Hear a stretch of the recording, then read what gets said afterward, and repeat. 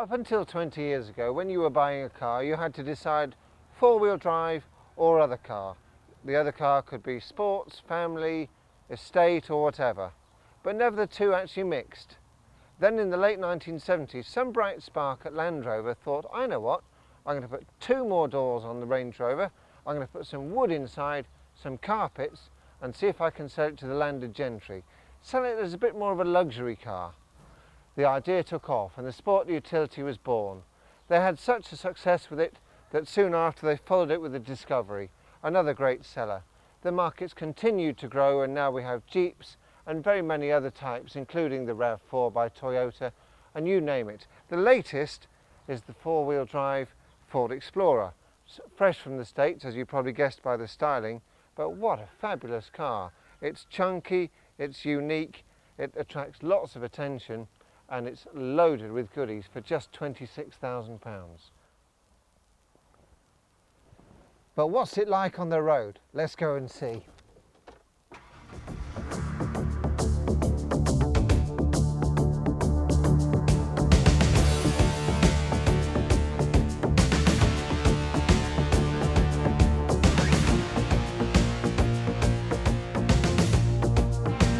Of course, lots of people when they buy off-roaders never or very, very rarely go off-road.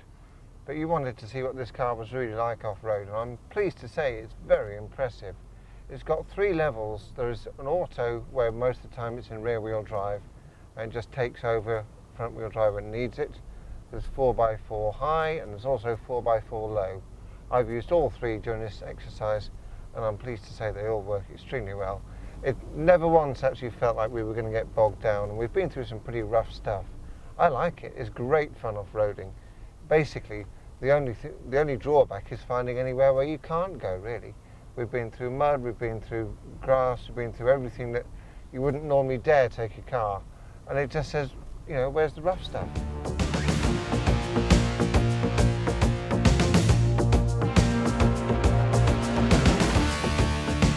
Oh look, a Ford! Down periscope, I'm coming through. I do like this.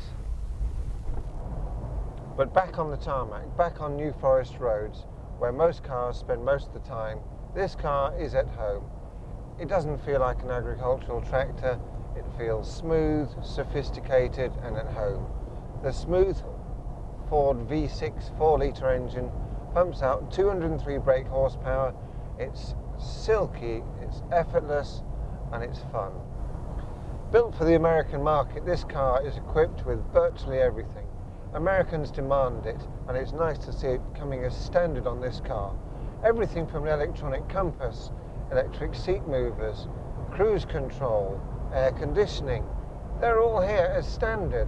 It's a smooth V6 4-litre Ford engine pumping out 203 brake horsepower through a 5-speed electronic gearbox, automatic. Everything is just there for comfort. And it really is very, very comfortable. I can quite happily travel across country in this, and the only thing I have to watch is the fuel gauge. That's perhaps its downfall. At 23 to 25 on a run, it's not what you'd call frugal, even though it is unleaded. How does the Explorer stack up against the competition? Put it against the Discovery and I think you'll find it's a better car. It feels more luxurious, feels more complete. Certainly its list of options is enormous compared to the Discovery. It also holds the road better around the corners. On-road manners are far superior.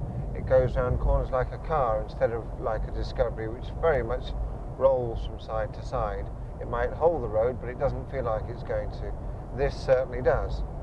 It's £10,000 cheaper than the Range Rover, but it's got a lot of the things that the Range Rover has.